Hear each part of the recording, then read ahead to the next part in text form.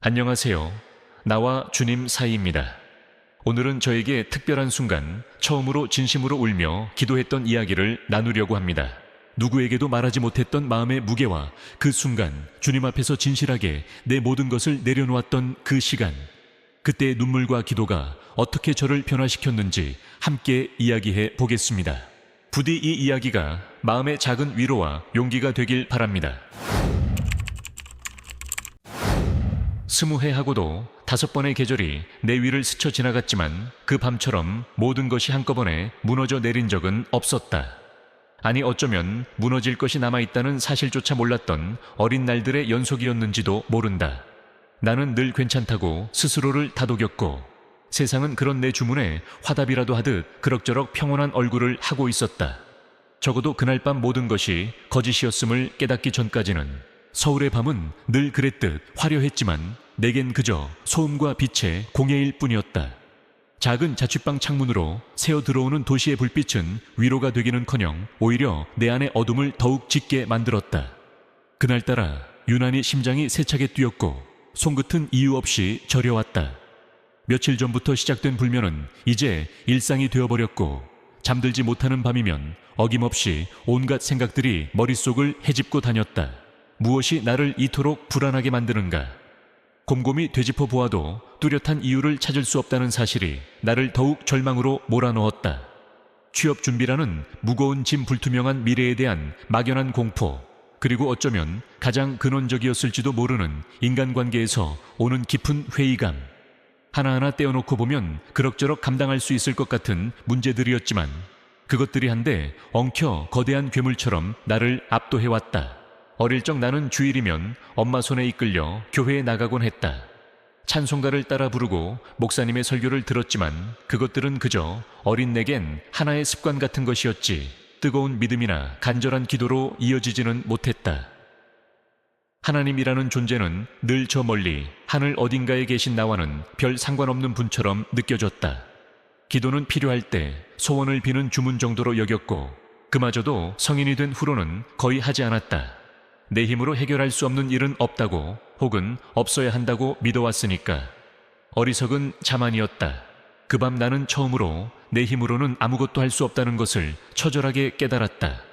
책상 앞에 멍하니 앉아 밤새도록 꺼지지 않는 컴퓨터 화면만 바라보았다. 몇 시간째 같은 페이지만 새로 고침하고 있었는지도 몰랐다. 화면 속 글자들은 의미를 잃고 흩어졌고 모니터 불빛만이 공허하게 내 얼굴을 비추고 있었다. 시간은 자정을 훌쩍 넘어 새벽으로 치닫고 있었지만 내 안의 시간은 마치 고장난 시계처럼 한 지점에 멈춰버린 듯 했다. 가슴 한구석에서부터 무언가 뜨거운 것이 울컥 치밀어 오르는 것을 느꼈다.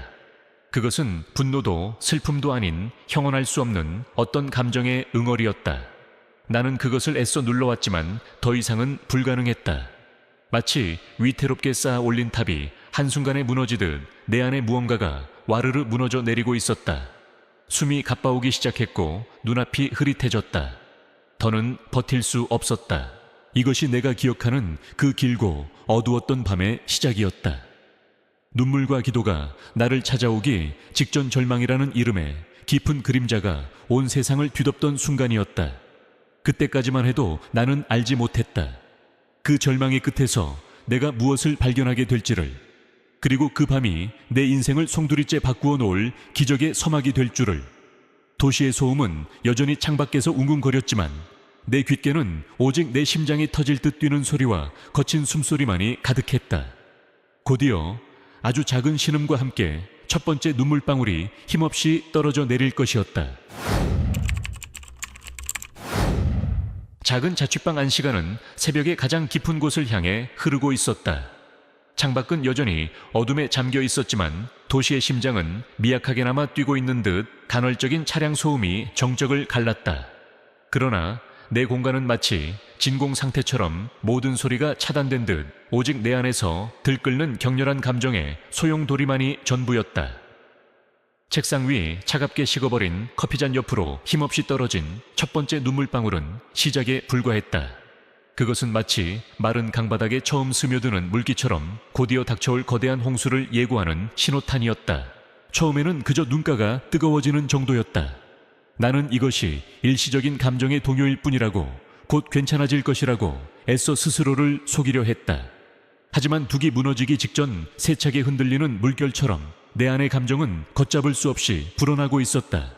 그동안 억지로 눌러왔던 모든 것들이 한꺼번에 터져 나오려는 듯 가슴 깊은 곳에서부터 뜨거운 무언가가 용암처럼 솟구쳐 올랐다. 더 이상은 버틸 수 없었다. 아니, 버티고 싶지 않았다는 표현이 더 정확할지도 모르겠다. 그동안 너무나 오랫동안 괜찮은 척, 강한 척하며 스스로를 겹겹이 포장해왔던 갑옷이 산산조각 나는 순간이었다. 흐느낌은 작은 신음과 함께 시작되었다. 입술을 아무리 굳게 다물어도 새어나오는 소리를 막을 수는 없었다. 어깨가 잘게 떨리기 시작했고 곧이어 온몸이 걷잡을 수 없는 전율에 휩싸였다. 그리고 마침내 뜨거운 액체가 봇물 터지듯 두 눈에서 흘러내리기 시작했다. 한 번 터져나온 눈물은 멈출 줄을 몰랐다. 마치 오랫동안 가뭄에 시달렸던 돼지가 단비를 기다렸다는 듯 내 영혼은 그렇게 한없이 울고 또 울었다. 그것은 단순한 슬픔의 눈물이 아니었다.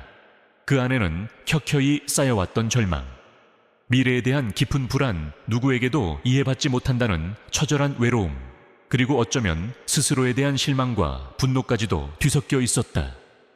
20회가 넘는 시간 동안 내가 애써 외면하고 억눌렀던 모든 부정적인 감정들이 한꺼번에 폭발하는 듯 했다. 나는 책상 위에 엎드려 소리내어 울었다. 어린아이처럼 세상의 모든 슬픔을 다 짊어진 사람처럼. 창피함도 체면도 생각할 겨를이 없었다. 오직 이 감정의 경류에서 벗어나고 싶다는 생각뿐이었다. 얼마나 울었을까. 눈물은 뺨을 타고 흘러내려 턱끝에 매달렸다가 뚝뚝 떨어져 책상 위를 흥건히 적셨다. 셔츠 소매는 이미 축축하게 젖어 있었고 눈은 퉁퉁 부어 제대로 뜨기조차 힘들었다. 하지만 눈물은 멈추지 않았다. 마치 내 안에 또 다른 눈물의 샘이 있는 것처럼 끊임없이 솟아났다. 그때 문득 나는 내가 얼마나 작고 초라한 존재인지를 깨달았다.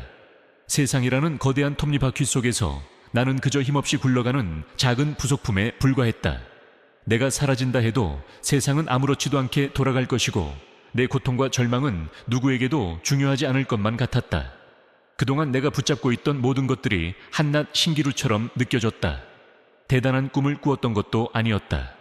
그저 남들처럼 평범하게 안정된 삶을 살고 싶었을 뿐인데 그것조차 내게는 허락되지 않는 것인가 하는 비참한 생각마저 들었다.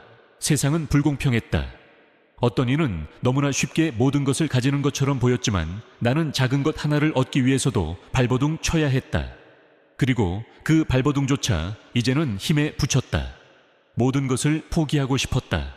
이 지긋지긋한 불안과 절망의 굴레에서 벗어나고 싶다는 갈망이 온몸을 휘감았다. 하지만 동시에 마음 한구석에서는 살고 싶다는 이대로 끝낼 수는 없다는 작은 목소리가 들려오는 것도 같았다. 눈물 사이로 나는 희미하게 중얼거렸다. 그것은 누구에게 하는 말인지도 몰랐다. 허공에 흩어지는 독백일 수도 있었고 어쩌면 내면의 또 다른 내게 하는 절규였을지도 모른다. 제발, 제발 누가 좀, 나 좀.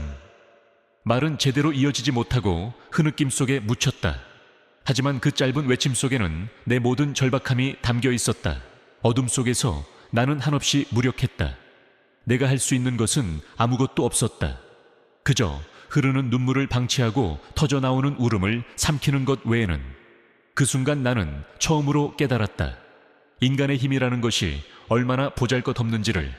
그리고 그 깨달음은 나를 더 깊은 절망으로 이끄는 동시에 아주 미약하게나마 다른 무언가를 갈망하게 만들기 시작했다. 내 힘이 아닌 다른 어떤 존재의 도움이 절실하다는 것을 어렴풋이 느끼기 시작한 것이다. 하지만 그것이 무엇인지는 그때의 나는 아직 알지 못했다.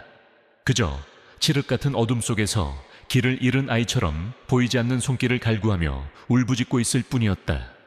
영혼의 가장 깊은 곳에서 터져나오는 절규, 그것은 내 생의 가장 처절하고도 솔직한 몸부림이었다. 한참을 그렇게 엎드려 울었을까? 눈물샘이 다 말라버린 것인지 아니면 더 이상 흘릴 기력조차 남지 않은 것인지 거세게 몰아치던 울음이 차츰 잦아들기 시작했다.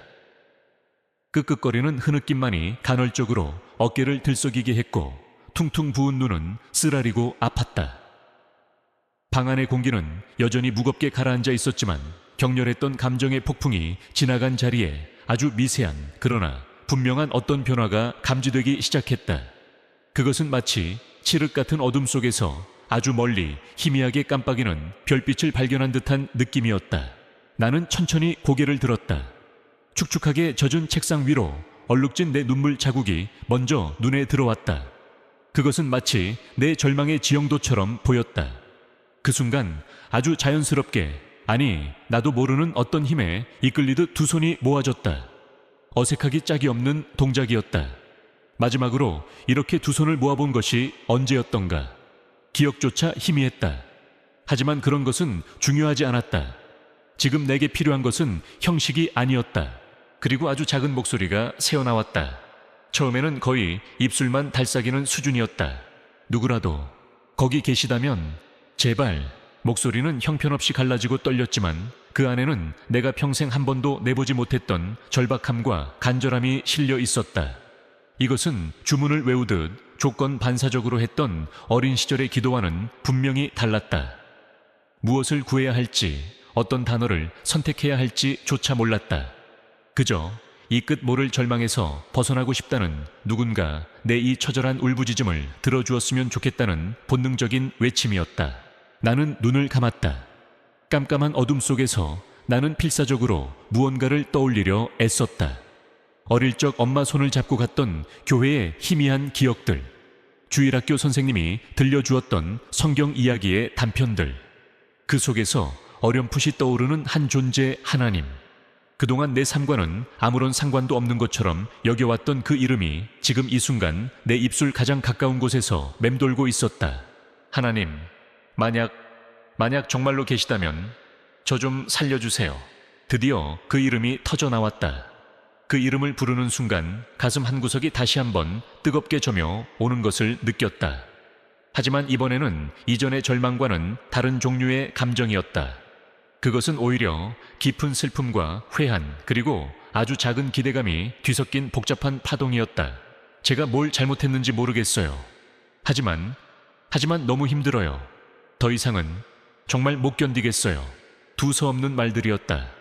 문법도 논리도 없었다. 그저 내 안에 응어리져 있던 생각과 감정들이 여과 없이 흘러나왔다. 마치 오랫동안 닫혀있던 수문이 열린 것처럼 내면의 가장 깊은 곳에 숨겨두었던 이야기들이 쏟아져 나오기 시작했다. 왜 저한테만 이런 일이 일어나는 것 같을까요? 다들 잘 살아가는 것 같은데 왜 저만 이렇게 밑바닥을 헤매는 걸까요? 공평하지 않아요. 너무 억울해요. 어린아이의 투정 같은 말들이었다. 하지만 그 순간만큼은 솔직해지고 싶었다. 누구에게도 털어놓지 못했던 내 안의 원망과 분노, 자괴감을 있는 그대로 드러내고 싶었다. 마치 더러운 상처를 의사에게 보이듯 내 영혼의 가장 추하고 약한 부분까지도 남김없이 꺼내 보이고 싶었다. 저는 어떻게 살아야 할지 모르겠어요. 길을 잃었어요. 아무것도 보이지 않아요. 제발 저에게 길을 보여주세요. 무엇이든 할게요. 이 고통만, 이 절망만 멈출 수 있다면. 기도는 점점 더 간절해졌다. 목소리는 여전히 작았지만 그 안에 담긴 무게는 청은망은처럼 느껴졌다. 나는 내가 얼마나 나약하고 보잘것없는 존재인지를 인정했다. 내 힘으로는 이 상황을 바꿀 수 없다는 것을 고백했다. 그리고 처음으로 진심으로 나 아닌 다른 존재의 도움을 갈망했다. 이것이 왜 생애 첫 진실된 기도였을까? 그것은 아마도 내 존재의 가장 밑바닥에서 아무런 가식이나 계산 없이 터져나온 순수한 외침이었기 때문일 것이다. 이전의 기도들이 무언가를 얻기 위한 거래에 가까웠다면 이 기도는 그저 살고 싶다는, 이 고통에서 벗어나고 싶다는 생존 본능에 가까운 절규였다. 그 안에는 나의 교만도 자존심도 없었다. 오직 깨어진 마음과 상한 심령만이 존재할 뿐이었다. 얼마나 시간이 흘렀을까? 기도를 하는 동안 나는 방 안의 공기가 조금씩 달라지는 것을 느꼈다. 여전히 어둡고 적막했지만 이전처럼 숨막히는 압박감은 아니었다. 오히려 아주 옅은 그러나 분명한 어떤 평온함이 나를 감싸는 듯한 착각마저 들었다. 물론 그것은 지쳐버린 내 감각이 만들어낸 환상일 수도 있었다. 하지만 그 순간만큼은 누군가가 정말로 내 곁에 와서 내 이야기를 들어주고 있는 것 같은 느낌을 받았다. 보이지 않는 따스한 손길이 내 떨리는 어깨를 감싸주는 듯한 위로감이었다. 눈을 떴을 때 창밖은 아직도 어두웠지만 저 멀리 동쪽 하늘이 아주 미세하게 밝아오기 시작하는 것 같았다. 기나긴 밤이 끝나가고 있음을 알리는 신호였다. 나는 여전히 지쳐 있었고 몸은 청은망은 무거웠지만 마음 한구석에는 아주 작은 불씨 하나가 살아난 듯했다. 그것은 희망이라고 부르기엔 너무나 미약했지만 적어도 더 이상 혼자가 아니라는 누군가 내 기도를 듣고 있다는 막연한 믿음이었다. 나는 떨리는 손으로 책상 위에 놓여있던 먼지가 뽀얗게 쌓인 작은 성경책을 집어들었다. 아주 오래전 엄마가 억지로 쥐어주었던 것이었다. 한 번도 제대로 펼쳐본 적 없는 그 책을 나는 지금 아주 간절한 마음으로 더듬더듬 넘기기 시작했다. 어디를 읽어야 할지, 무엇을 찾아야 할지도 몰랐지만 그 안에 지금의 나를 위한 어떤 메시지가 숨겨져 있을지도 모른다는 막연한 기대감 때문이었다. 그리고 그것이 내 삶의 두 번째 장을 여는 아주 작은 시작이 될 것이라고 그때의 나는 아직 알지 못했다. 그러나 분명한 것은 내 생에 가장 진실했던 기도는 그렇게 끝났지만 동시에 새로운 무언가가 내 안에서 조용히 시작되고 있었다는 사실이었다. 얼마나 시간이 흘렀을까? 낯선 평온함 속에서 나는 아주 오랜만에 깊은 잠에 빠져들었던 모양이다. 눈을 떴을 때 창밖은 이미 어슴푸레한 새벽빛으로 물들어 있었다. 밤새도록 나를 짓눌렀던 절망의 무게는 한결 가벼워진 듯했고 지독했던 두통도 어느 정도 가라앉아 있었다. 몸은 여전히 청은망은 무거웠지만 이상하게도 마음은 깃털처럼 가벼웠다. 마치 오랫동안 앓았던 열병이 지나간 후의 개운함과도 비슷했다. 나는 천천히 몸을 일으켜 창가로 다가갔다. 밤새도록 닫혀있던 창문을 열자 새벽에 차고 신선한 공기가 왈칵 밀려 들어와 폐부 깊숙이 스며들었다. 멀리서 새 지저귀는 소리가 들려왔고 굳게 닫혔던 내 마음의 창도 조금씩 열리는 듯한 기분이 들었다. 어제와 똑같은 풍경이었지만 모든 것이 새롭게 느껴졌다. 마치 흑백 사진 속에 갇혀있던 세상이 총천연색으로 되살아난 것 같았다. 밤새도록 울었던 탓에 눈은 퉁퉁 부어 있었고 얼굴은 말이 아니었지만 거울 속에 비친 내 모습은 이상하게도 낯설지 않았다. 오히려 그동안 가면 속에 가려져 있던 진짜 내 얼굴을 마주한 듯한 느낌이었다. 어쩌면 나는 그토록 처절했던 눈물과 기도를 통해 가장 연약하고 솔직한 내 자신과 조우했는지도 모른다. 책상 위 밤새 펼쳐져 있던 낡은 성경책이 눈에 들어왔다. 마지막으로 내 시선이 머물렀던 구절은 희미하게 기억났다. 시편의 한 구절이었다. 나는 다시 그 페이지를 찾아 천천히 읽어 내려갔다. 여호와는 마음이 상한 자를 가까이 하시고 충심으로 통회하는 자를 구원하시는도다. 시편 34:18. 그 구절을 읽는 순간 마치 망치로 머리를 한 대 맞은 듯한 충격과 함께 알 수 없는 감동이 밀려왔다. 마음이 상한 자, 충심으로 통회하는 자. 그것은 바로 어젯밤의 나를 가리키는 말이었다. 하나님은 저 멀리 하늘에 계신 분이 아니라 가장 낮은 곳에서 신음하는 나의 바로 곁에 계셨던 것이다. 내가 절망의 끝에서 흘렸던 눈물과 기도는 헛된 외침이 아니었다. 그분은 나의 모든 고통을 알고 계셨고 나의 부르짖음을 듣고 계셨던 것이다. 그 깨달음은 내 안의 마지막 방어벽마저 허물어뜨렸다. 이번에는 절망의 눈물이 아니었다. 감사와 회개 그리고 알 수 없는 깊은 위로에서 비롯된 뜨거운 눈물이 다시 한번 뺨을 타고 흘러내렸다. 하지만 이 눈물은 쓰라리지 않았다. 오히려 내 영혼을 정화시키는 맑은 샘물과도 같았다. 그날 이후 내 삶이 극적으로 변한 것은 아니었다. 여전히 취업 준비는 막막했고 미래는 불투명했다. 하지만 분명한 것은 세상을 바라보는 내 시선과 마음가짐이 완전히 달라졌다는 것이다. 이전에는 모든 문제를 내 힘으로 해결해야 한다는 강박감에 시달렸지만 이제는 내가 할 수 없는 영역이 있음을 인정하고 보이지 않는 더 큰 힘에 의지하는 법을 배우기 시작했다. 가장 큰 변화는 기도였다. 더 이상 기도는 내게 부담스러운 숙제나 막연한 주문이 아니었다. 그것은 살아계신 하나님과의 솔직한 대화였고 내 영혼의 호흡과도 같은 것이 되었다. 기쁠 때나 슬플 때나 힘겨울 때나 평안할 때나 나는 기도를 통해 그분과 연결되었고 그 안에서 참된 위로와 힘을 얻었다. 물론 삶의 어려움이 완전히 사라진 것은 아니었다. 여전히 넘어지고 실패할 때도 있었고 때로는 의심과 불안이 엄습하기도 했다. 하지만 그럴 때마다 나는 그 밤의 기억을 떠올렸다. 내 생에 가장 처절했던 눈물과 가장 진실했던 기도, 그리고 그 속에서 만났던 하나님의 따뜻한 임재. 그 기억은 내가 다시 일어설 수 있는 힘을 주었고 어떤 상황 속에서도 희망을 잃지 않도록 붙잡아 주었다. 시간이 흘러 나는 그토록 바라던 직장도 얻게 되었고 작은 가정도 꾸리게 되었다. 평범하지만 감사한 일상이었다. 하지만 나는 결코 잊지 않는다. 그 어둡고 절망적이었던 밤, 모든 것이 무너져 내렸던 그 순간에 나를 찾아오셨던 하나님을, 그리고 그분의 말씀이 어떻게 내 삶의 등불이 되었는지를 돌이켜보면 그 밤의 눈물과 기도는 내 인생의 가장 중요한 전환점이었다. 그것은 내가 가장 약했을 때 오히려 가장 강한 힘을 경험하는 역설적인 순간이었다. 교만과 자만으로 가득 찼던 내가 깨어지고 부서짐으로써 비로소 진정한 겸손과 믿음을 배울 수 있었던 것이다. 나는 지금도 가끔 그 밤을 생각한다. 그리고 조용히 기도한다.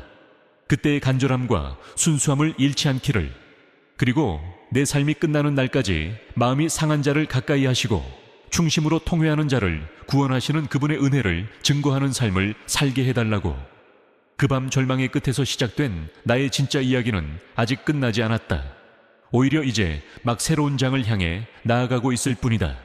그 길 위에서 나는 더 이상 혼자가 아님을 알기에 어떤 어려움이 닥쳐와도 두렵지 않다. 눈물 뒤에 찾아온 새벽빛처럼 그분은 언제나 나와 함께 하실 것이기 때문이다.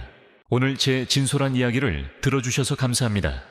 진심으로 울며 드렸던 기도가 어둠 속에 있던 제 마음을 조금씩 밝혀주었습니다. 우리 모두 때로는 약해지고 힘들지만 주님께 솔직한 마음을 드릴 때 그분께서 우리의 눈물까지도 소중히 여기신다는 것을 기억하세요. 다음 시간에도 함께 주님의 사랑을 나누어요. 나와 주님 사이였습니다. 평안과 축복이 가득하시길. 샬롬.